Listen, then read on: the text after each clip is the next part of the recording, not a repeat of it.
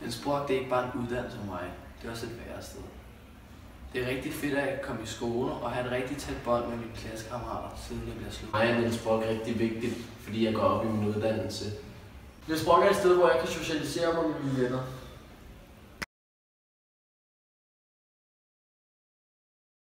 Grunden til, at jeg valgte at gå her på Innovationsgymnasiet, det er jo fordi, at jeg gerne ville have den her uddannelse, som man kan få her. Jeg gad ikke en kedelig normal STX-uddannelse. Jeg valgte Innovationsgymnasiet, fordi jeg havde fået en masse anbefalinger. Derfor skal du vælge Innovationsgymnasiet.